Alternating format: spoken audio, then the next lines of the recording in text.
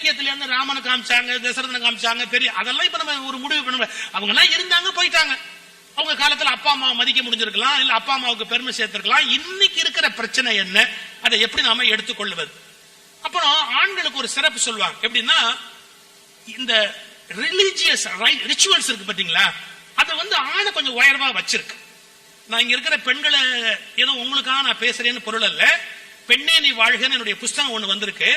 என்னுடைய endowment lecture ஒண்ணு நான் பேசியது சிடியா வந்திருக்கு. அது நீங்க கேட்டு பார்த்தா தெரியும். எல்லா மதங்களும் பெண்களுக்கு எதிரானவை. எல்லா மதங்களும் பெண்களுக்கு எதிரானவை. எப்படி தெரியுங்களா? இந்த நாட்டில் எந்த காலத்திலும் ஒரு இந்து பெண் சங்கராச்சாரியாராக முடியாது. எந்த காலத்திலும் ஒரு கிறிஸ்தவ பெண் போப்பாண்டவராக முடியாது.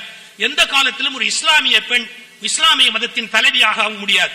எல்லா மதங்களும் பெண்களுக்கு எதிரானவை என்பது உலகியல் வரலாற்றுக்கு ஒரு பெரிய ஆச்சரியம். ஆனா ஒரு கொடுமை சொல்லட்டுமா, எல்லா மதங்களும் பெண்களுக்கு எதிரானவை, பெருவாரியாக பெண்கள் தான் மதங்களுக்கு ஆதரவானவர்கள். இது வரலாற்றுல இருக்க ஒரு பெரிய பிழை. அவங்க கோயில் போற மாதிரி, அவங்க சாமி கும்பிடுற மாதிரி, அவங்க விரதத்தை பின்பற்ற மாதிரி ஆண்களால பின்பற்ற முடியாது. அது என்னன்னு தெரியாது. ஆனா எல்லா மதங்களும் பெண்களை அடிமையா வைத்திருக்க வேண்டும் என்பதுல உறுதியான கொள்கை பிடிப்பு உடையது. நான் ஏதோ உங்களை நான் இன்னைக்கு சமாதானம் பண்ணுங்கிறதுக்காக சொல்லல.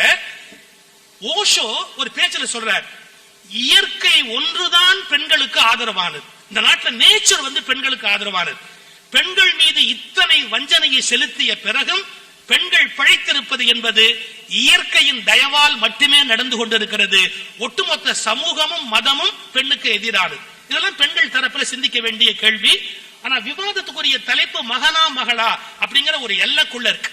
சோ ஆனா பெண்ணான்னு போனா மணிக்கணக்கில் பேசுறதுக்கு அதுக்குள்ள விஷயங்கள் போய்கொண்டே இருக்கும். இப்ப நம்ம அதை மட்டும் லிமிட் பண்ணுவோம். ஒரு ஆண் தன்னுடைய தாய் தகப்பனுக்கு பெருமை சேர்க்கிறாளா இல்ல பெண் சேர்க்கிறா? முதல்ல குழந்தைனாலே சந்தோஷம். அது ஆணா இருந்தானே பொம்பளை பிள்ளையா இருந்தான்னு. ஒரு குழந்தை பிறகுது, அந்த குழந்தையோட கொஞ்சறது, விளையாடுறது, அது முத்தம் கொடுக்கிறது. தமிழ்நாட்டு இலக்கியங்கள்ல பிள்ளை தமிழ்னு ஒண்ணு இருக்கு. அந்த பிள்ளை தமிழ் எடுத்து படிச்சு பார்த்தா அவ்வளவு அழகு, அவ்வளவு சிறப்பு.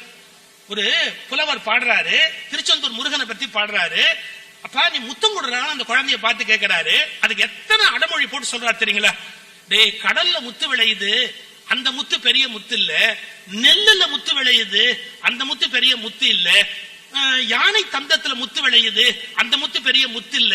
நீ ஓடி கன்னத்துல ஒரு முத்து கொடுக்குற பத்தியா, அந்த முத்துக்கு முன்னால இந்த முத்தெல்லாம் விலையே இல்ல. இது நிலையும் இல்ல, விலையும் இல்ல. அந்த முத்துக்கு அது ஈடு இல்ல. கத்தும் தரங்க கடல் எரிய கடுஞ்சூல் உழைந்து வாலுகத்தில் காந்த மணிக்கு விலையுண்டு. தத்தும் கரட விகட நட சந்தி பிறைக்கூன் மறுப்பில் வளர் தரளம் தனக்கு விலையுண்டு. கொத்தும் சுமந்த பசுஞ்சாலி குடிமுத்தினுக்கு விலையுண்டு. கொண்டல் தரம் நித்திலம் தனக்கு கூறும் தரமுண்டு. முருகா உன் கனிவாய் முத்தம் தனக்கு விலை இல்லை. முருகா முத்தம் தருகவேன்னு அந்த குழந்தைய முத்துக்குடு அப்படின்னு கேட்கிற ஒரு பாட்டு. அது ஆண் குழந்தையா இருந்தானே பெண் குழந்தையா இருந்தானே, குழந்தை தொட்டில இருக்கும் போது ரோஜாப்பு மாதிரி சிரிக்குது, அது விளையாடுது. அதை பார்க்கும் போது மகிழ்ச்சியா. குழந்தையா இருக்கிற வரைக்கும் இது ஆண் குழந்தையா பெண் குழந்தையான்ற பேதமே கிடையாது. அது ரெண்டும் மகிழ்ச்சியையும் ஆனந்தத்தையும் ஒரு பெற்றோருக்கு கொடுக்குது. ஆனா வளர வளர மகனுக்கு ஒரு முக்கியத்துவம் வருது, மகளுக்கு வேறு வகையான ஒரு கண்காணிப்பு வருது. மகன் சொன்னா நீ படிக்கணும், வேலைக்கு போகணும், இந்த குடும்பத்தை காப்பாற்றணும், இந்த தாட் போட்டுக்கிட்டே இருப்பாங்க. இப்பதான் பெண்களை படிக்க வைக்கிற பழக்கம் வந்திருக்கு, பெண்கள் வேலைக்கு போலாங்கிற எண்ணம் வந்திருக்கு. பெண்கள் தாய் தகப்பனுக்கு செய்யணுங்கிற எண்ணத்தை இன்னும் சொசைட்டி எதிர்பார்க்கல. அதாவது பொண்ணு கொடுத்து அப்பா வாங்கிக்கணும், பொண்ணு கொடுத்து அப்பா அம்மா வாங்கிக்கணுங்கிற எண்ணம் இன்னும் இந்த சொசைட்டில வரல. நீங்க நல்லா யோசிச்சு பாருங்க, சைக்காலஜில என் பையன் வளர்ந்தான், சம்பாதிக்கிறான், எனக்கு ஒண்ணுமே தரமாட்டேங்கிறா இப்படி சொல்ற அப்பா உண்டு. என் பொண்ணு வளர்ந்தா படிச்சா எனக்கு 10 காசு தரமாட்டேங்கிறான்னு இன்னைக்கு எந்த அப்பாவும் சொல்ல மாட்டான், எந்த அம்மாவும் சொல்ல மாட்டாங்க. எனக்கு 2 பொண்ணுங்க, எனக்கு 2 மகள். நான் அதை வருத்தத்தோட சொல்லல, மகிழ்ச்சியோட சொல்றேன். எனக்கு 2 பெண்கள். ஆனா நான் அவங்களை கிண்டல் பண்ணிக்கிட்டே இருப்பேன். என் பிள்ளைங்க நான் கிண்டல் பண்ணாம யாரு கிண்டல் பண்றது? நான் சொல்லுவேன் 2 பிள்ளைங்களையும், ஏய் நீங்க வரும்போது ஆளுக்கு 2 கையோட வரீங்கடி, 2 கையோட வரீங்க, போகும்போது ஆளுக்கு 2 பையோட போறீங்களேடி. 2 கையோட வந்துட்டு 2 பையோட போறது யாருன்னா அது பொண்ணாதான். பையன் வரும்போது ஏதாவது வாங்கிட்டு வரணும், போகும்போது வேணா செக் கொடுத்துட்டு போனோம் அப்பா அம்மாவுக்கு, நீ பாத்துக்க அப்படின்னு. பொண்ணு அப்படி இல்ல, வெறும் பையோட வருவா. போகும்போது பையனரே ஏதாவது எடுத்துக்கிட்டு, இந்த வீட்டுல சக்கரவள்ளி கிழங்கு விளைஞ்சிருக்குன்னு அதை உட்பட எல்லாத்தையும் எடுத்துக்கிட்டு, காப்பி பவுடர் என்ன, அது என்ன, இது என்ன, என்னத்தையும் அள்ளி முடிஞ்சா ஊட்டையே அள்ளிட்டு போகணும் அவளுக்கு ஆசைதான். எதையாவது ஒண்ணு எடுத்துட்டு போலாம் அப்படி. நான் இதை குறையா சொல்லல. ஆண் பிள்ளைகள் பெற்றோருக்கு கொடுக்க கடமைப்பட்டவர் அப்படிங்கிற எண்ணமும், பெண் பிள்ளைகள் பெற்றோர் கொடுக்க கடமைப்பட்டவர்கள் என்ற எண்ணமும் இன்னும் சொசைட்டில அப்படியே ரூல் பண்ணிக்கிட்டே தான் இருக்கு. இது ஒரு பகுதியில நீங்க பெண் குழந்தையை பற்றிய கருத்து ஒரு ஸ்ட்ராங் டிஸ்கஷன் வந்தது. காஸ்மெட்டிக்ஸுக்கு அதிக செலவு பண்ற பழக்கம் பெண்களுக்கு இருக்கு, ஆண்களுக்கு அது இல்ல, அந்த பிள்ளைகளுக்கு குறைவா இருக்கு. அந்த தம்பி கூட சொன்னார், சீப்பு ஒன்னே ஒண்ணு போறோம், சீப்பே இல்லைனாலும் கவலை இல்லை, கையை அப்படி உள்ள விட்டு அது சரிதான் தம்பி, வாடுறதுக்கு தாண்டா சீப்பு வேணும், கலைக்கிறதுக்கு எதுக்குடா சீப்பு வேணும், கலைக்கிறது எப்படி வேணாலும் கலைக்கிறாமே, கையே போதாதான் என்ன. ஏன்னா நீங்க நல்லா கவனிச்சீங்கன்னா பசங்க தலை வாடுற நேரத்தை விட அதை கலைக்கிற நேரம் தான் அதிகமா இருக்கும். அது உள்ள கையை விட்டு கலைக்கிற நேரம் இருக்கு பாருங்க, அது கூடுதலா இருக்கும். சார் பிள்ளைகளுக்குன்னு சில வம்பு இருக்கும். ஒரு சின்ன கேள்வி கேட்கிறேன், கேப் எதுக்கு போடுறான்? ஒரு கேப் போட்டு கிரிக்கெட் விளையாடும் போது கேப் போட்டு இந்த சன்ஷேட் வருது இல்லையா, இந்த கேப்ல இப்படி முன்னாடி வச்சிருப்பான். ஒரு லாஜிக்கல் ரீசன் இருக்கு. என்ன ரீசன் கேட்டா, சன்லைட் நேரா கண்ணுல பட்டா கண்ணுக்கு நல்லது இல்ல, அந்த கண்ணுல பார்க்க முடியாது கிரவுண்ட்ல நிக்கும் போது. அதுக்காக என்ன பண்ணிருப்பான், கேப் போட்டு இந்த சன்ஷேடுங்கிறத இப்படி நேரா கண்ணுக்கு நேரா வச்சிருப்பான், நல்ல பவர்ஃபுல் லைட் கண்ணுல படாதபடி இருக்கிறதுக்கு. இது லாஜிக்கல். இப்ப ஜன்னல் வைக்கிறோம் இன்ஜினியரிங்ல, ஒரு சன்ஷேட் வைக்கிறோம் மழை தண்ணி உள்ள வராம இருக்கிறதுக்காக. இப்ப நான் ஒரே ஒரு கேள்வி கேட்கிறேன், கேப் போடுற பசங்க எப்படி போடுவாங்கன்னு பாருங்க. இந்த கேப்பை திருப்பி போட்டு இந்த சன்ஷேடை பின்பக்கமா வச்சிருப்பான். அவனுக்கு என்ன பொடதி இல்லையா கண்ணு, ஆனா அந்த பின்பக்கமா பார்த்து வச்சிருக்கிறானு. நான் உங்களை குறை சொல்லலப்பா, என்னமாவது வித்தியாசமா பண்ணணும், என்னமாவது வித்தியாசமா பண்ணணுங்கிற ஆசை அந்த 16-17 வயசுல வரக்கூடிய ஒரு ஆசை. ஆனா அதுல லாஜிக்கலா அது இருக்கணும் அப்படிங்கறத பத்தி அக்கறை இருக்காது. அது திருப்பி இந்த பக்கமா போட்டுக்கலாம் அப்படின்னு அவனுக்கு தோணும். இது கண்ணுக்கு நல்லது செய்யறதுக்காக கண்டுபிடிக்கப்பட்டது. நான் இப்ப ஒரு அனாலிசிஸ் மட்டும் சொல்றேன். ஒரே ஒரு விஷயம் மட்டும் உனக்கு சொல்லி கொடுத்துட்டு போன, நீ கேட்கறதோ கேட்காத உன் சௌரியத்தை பொறுத்தது.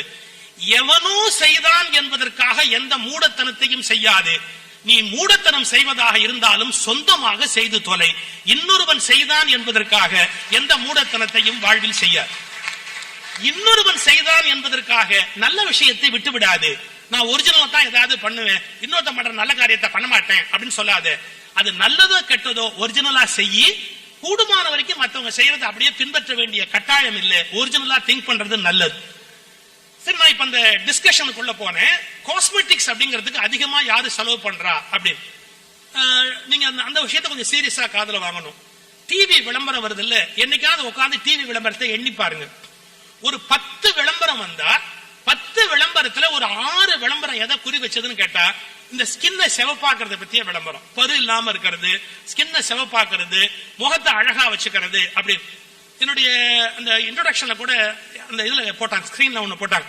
நான் அவங்களுக்கு நன்றி சொல்லணும். என்ன இவ்வளவு அக்கறை எடுத்து எடிட் பண்ணி ஒரு 7-8 ஸ்பீச்ல இருந்து போடணும்னா அது யார் செஞ்சாங்களோ அவங்களுக்கு நான் என்னுடைய மனப்பூர்வமான நன்றியையும் வாழ்த்தையும் சொல்லணும். குட். அதுல ஒண்ணு ஆரம்பிச்சிருப்பேன், அப்படியே கட் பண்ணியிருந்தாங்க. ஒரு டிவி விளம்பரத்துல வரும், ஒரு பொம்பளை பிள்ளை அப்படி முகத்தை மூடி இருக்கும், ஒரே ஒரு விளம்பரம் வரும். 7வது நாள் கூட தாங்க முடியாது, அது கரெக்டா 6 நாள்ல முடிஞ்சிடும். ஒரே நாளில் சிகப்பழம். அது முகத்தை மூடிட்டு மண்டே டியூஸ்டே வென்ஸ்டே அப்படியே அந்த 2 கை அப்படி எடுத்து திறக்கும். அது 7வது நாள் பார்த்தா அப்படியே சிவப்பா அப்படியே மின்னி அப்படியே ஜல ஜல ஜல அது பாடி சிவப்பா மின்னும். Is it practically possible? யாராவது 7வது நாள்ல இவ்வளவு பெரிய இளம் சூரியனா மாறி மின்ன முடியுமா என்ன? நான் அந்த கிரீம் கம்பெனிக்கே ஒரு லெட்டர் போட்டேன். முதல்ல உன் கிரீமை சவுத் ஆப்பிரிக்காவுக்கு அனுப்பு, அங்க யாராவது ஒருத்தர ஒரு 1/2 இன்ச்சாவது சிவப்பாக்கி காட்டு, அப்புறமா இந்தியால ஏமாறு. அது எப்படி 7 நாள்ல ஒருத்தர் சிவப்பா முடியும்? அதே நம்ம இந்தியன் மென்டாலிட்டி என்ன தெரியுங்களா, வெள்ளையா இருக்கணும் சிவப்பா இருக்கணும் அப்படிங்கிற ஒரு காம்ப்ளெக்ஸ் நம்ம மனசுக்குள்ள இருக்கு. ஏன்னா இந்தியர்கள் வெள்ளைக்காரனால ஆளப்பட்டாங்க. பிறகு எடுக்க வந்த படையெடுப்பெல்லாம் நீங்க பாத்தீங்கன்னா வெள்ளை நிறமுடையவர்கள் இந்த நாட்டு மக்களை கொஞ்சம் அடக்கி வச்சிருந்தாங்க. அப்போ நம்ம கருப்பா இருக்கிறோம் வெள்ளையா இருக்கிறவங்க நம்மளோட ஒஸ்தியா இருக்கிறாங்கிறது 700 ஆண்டு காலமாக இந்தியன் மனதில் பதிந்த ஒரு கெட்ட நோய். நான் இன்னைக்கு இளம் பிள்ளைகளுக்கு சொல்றேன், கருப்பா இருந்தா ஒண்ணு வெக்கப்பட வேண்டிய அவசியம் இல்லை. நம்ம தோல் கருப்பா இருந்தா தப்பா?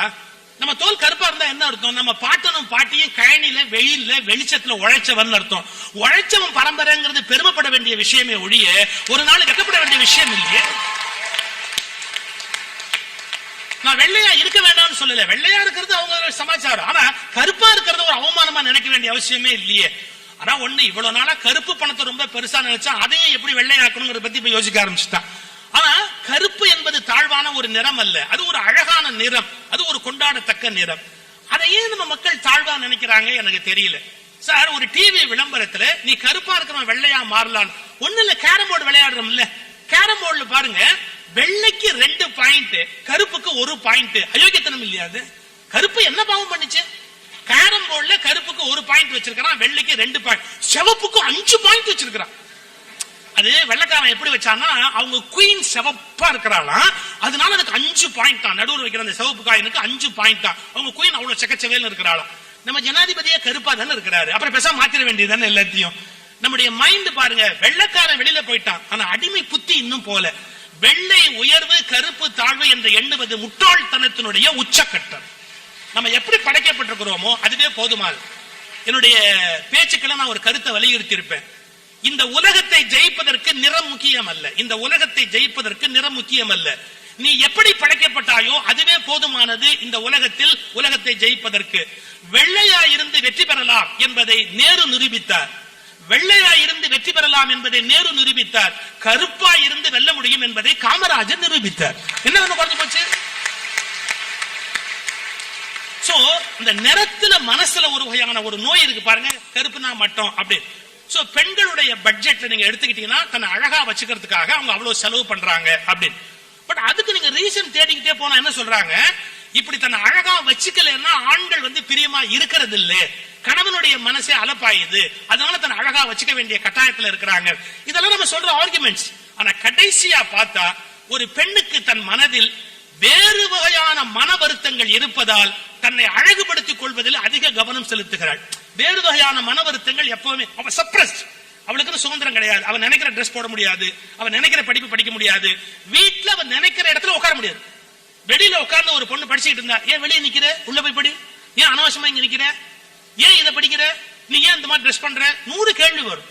அப்ப ஒரு பெண்ணுக்கு வேறு வகையான சுதந்திரம். இந்த லிரில் சோப் விளம்பரம் ஒண்ணு தெரியுங்களா? லிரில் சோப்புக்கு ஒரு விளம்பரம். அந்த விளம்பரத்துல ஒரு அருவியில ஒரு பொண்ணு குளிக்கிறார். ஒரு பொண்ணு அருவியில குளிச்சுட்டு இருப்பா. கொடுமை. லைபாய் சோப்புக்கு ஒரு விளம்பரம் வந்தது. ஆம்பளை பசங்க கதவை சாத்திட்டு குளிப்பாங்க. எங்க ஆரோக்கிய வாழ்வினையே தருவது லைபாய் அப்படின்னு ஒரு செங்க கட்டி சோப்பு இருக்குல்ல, அதை போட்டுக்கிட்டு எல்லாம் கதவை சாத்திக்கிட்டு மரியாதையா உள்ள குடிப்பான். ஒரு பொம்பளை புள்ள அருவியில 1000 பேர் பார்க்க முடியா குடிக்கிறா, இது தப்பு இல்லையா அப்படின்னு ஒரு பெரிய சர்ச்சை போச்சு. அதை பத்தி ஒரு பெரிய ரிசர்ச் நடந்தது. என்ன கண்டுபிடிச்சான்னு தெரியுங்களா? ஒரு பெண் குளிக்கும் போது மட்டும்தான் தன் சுதந்திரத்தை அவள் உணர முடிகிறது. சோ அந்த விளம்பரம் ஒரு பெண்ணின் ஆழ்மனதில் இருக்கிற சுதந்திர உணர்வை வெளிப்படுத்திய விளம்பரமாக விளங்கியதால் தான் அந்த லிரில் சோப் விளம்பரம் அவ்வளவு பாப்புலர் ஆச்சு. அப்படின்னு பெண் தன்னை எவ்வளவு தூரத்துக்கு உலகம் அடிமைப்படுத்துது என்று வேதனைப்படுத்துவதால் அவள் குளிக்கும் போது மட்டும்தான் தன்னை சுதந்திரமாக உணர்கிறாள்னு ஒரு ஆராய்ச்சி பண்ணி கண்டுபிடிச்சிருக்கிறார். அப்போ ஒரு பெண்ணுக்கு சுதந்திரம் இல்லை, தன்னை அழகா காட்டிக்கிறதுக்கான சில முயற்சிகளை செய்ய வேண்டியிருக்கு.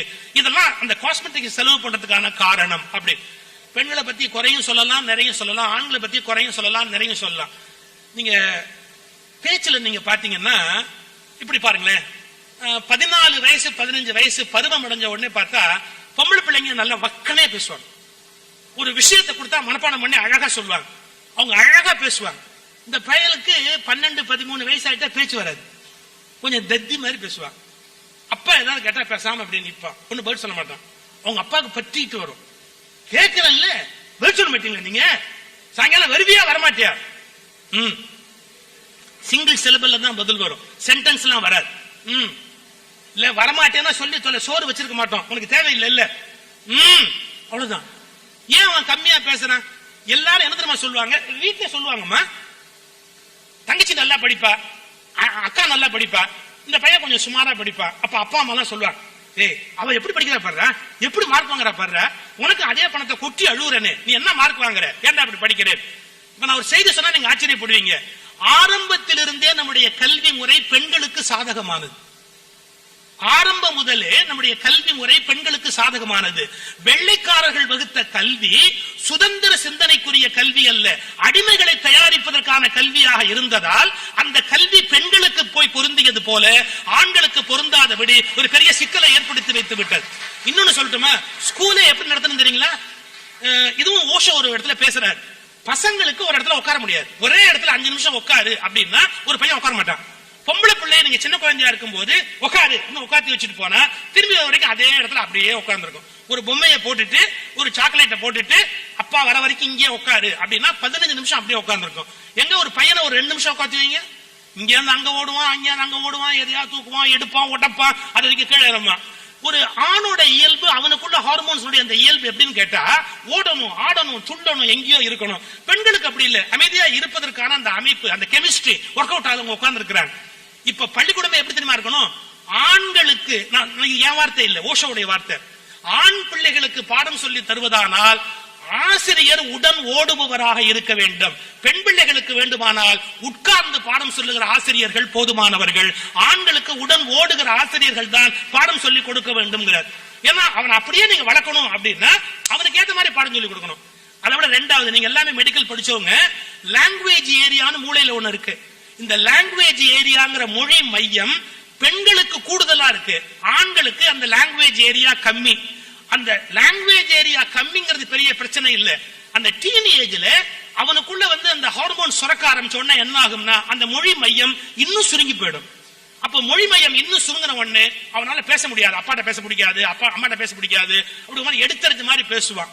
இதெல்லாம் பெத்தவங்க புரிஞ்சுக்கணும், ஏன் பையன் இப்படி பிஹேவ் பண்றான் அப்படிங்கறது புரிஞ்சுக்கணும்.